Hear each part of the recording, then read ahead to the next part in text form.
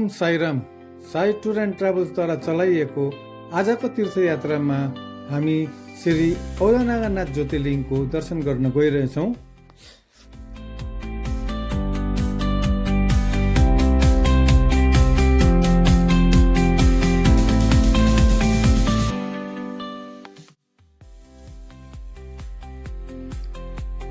बिहान हामीले श्री पार्ले बैजनाथ ज्योतिर्लिङ्गको दर्शन गरे पश्चात पार्ले बैजनाथदेखि हामी फेरि परवानी यसरी रेलद्वारा पुग्न सफल भयौँ र परवानीबाट चाहिँ हामीले एउटा सानोबाट कार गाडी लिएर श्री औलानागनाथ ज्योतिर्लिङ्गको दर्शन गर्न गइरहेछौँ र यो करिबन 1 घन्टाको यात्रा रहेछ सानो गाडीमा र यो महाराष्ट्रको हिङ्गोली भन्ने जिल्लामा पर्दो रहेछ र यो मन्दिर एकदमै पौराणिक मन्दिर हो अनि यो पौराणिक ढङ्गमा बनिएको छ। अनि यो 8वां ज्योतिर्लिङ्ग जस्तै कि हामीले पहिला नै भनिसकेका छौँ कि हामीले सम्पूर्ण 12 ज्योतिर्लिङ्ग पहिला नै यो 18 वर्षको तीर्थकालको अवधिमा हामीले पुरा गर्न सफल भइसकेको थियौँ। तर यसरी फेरि आज पार्ले बैजनाथ ज्योतिर्लिङ्ग अनि श्री औलानागनाथ ज्योतिर्लिङ्ग चाहिँ किन हामीले दर्शन गर्न गइरहेछौँ भन्दाखेरि चाहिँ गुजरातमा भएको नागेश्वर ज्योतिर्लिङ्ग चाहिँ 12 ज्योतिर्लिङ्गमध्ये एउटा ज्योतिर्लिङ्ग मानिन्दछ र यसरी नै श्री औलानागनाथ ज्योतिर्लिङ्ग पनि श्री नागेश्वर ज्योतिर्लिङ्गको सम्मानित नै भएकोले गर्दाखेरि चाहिँ हामीले यो पनि शिवजीको ज्योतिर्लिङ्ग नै स्वरूप हो भनेर चाहिँ हामीले यसरी यो ज्योतिर्लिङ्ग पनि दर्शन गर्न गइरहेका छौँ।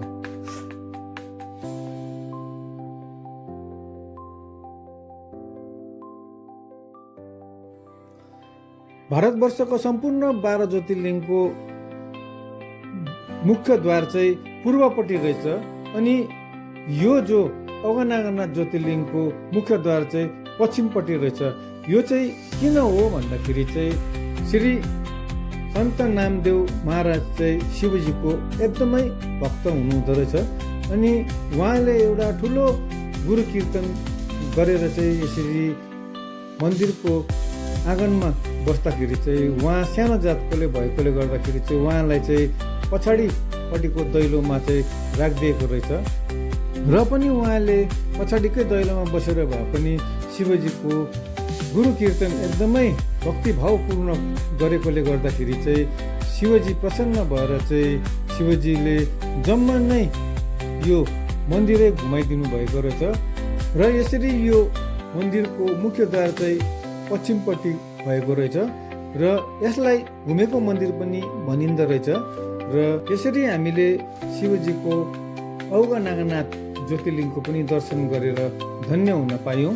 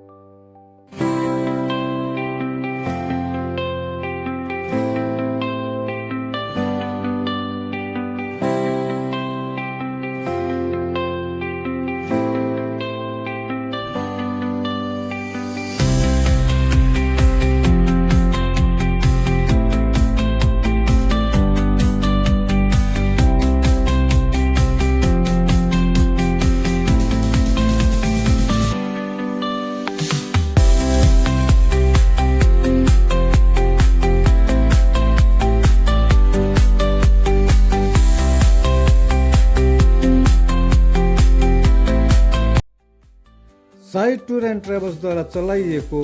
यो तीर्थयात्रामा अर्को तीर्थस्थलको पडाउ हुनेछ मध्य प्रदेशमा अवस्थित उज्जैन, जसमा हामी श्री महाकालेश्वर ज्योतिर्लिङ्ग, श्री ओमकारेश्वर ज्योतिर्लिङ्ग, श्री ममलेश्वर ज्योतिर्लिङ्ग अनि 51 शक्तिपीठ मध्ये एउटा शक्तिपीठ माको जो हरसिद्धि शक्तिपीठको पनि हामी दर्शन गराउनेछौँ।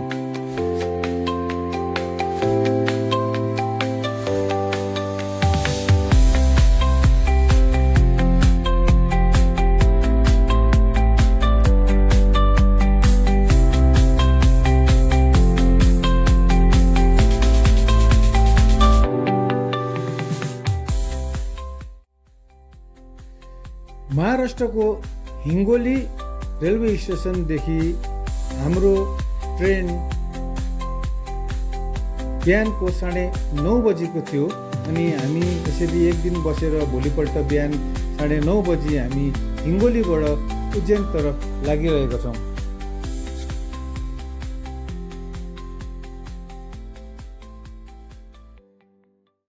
आर्थिक रूपले तीर्थयात्रा गर्नु नसक्ने, शारीरिक रूपले तीर्थयात्रा गर्नु नसक्नेले चाहिँ घरमै बसेर तीर्थस्थलको दर्शन गरेर धन्य हुन पाओस् भनेर साई टुर एन्ड ट्राभल्सद्वारा चलाइएको यो सानो प्रयास हो। यो भिडियो मन पर्यो भने सेयर गरिदिनुहोस्, जसद्वारा अरूहरूले पनि यस तीर्थस्थलको दर्शन गरेर धन्य हुन पाओस्। ओम साईराम।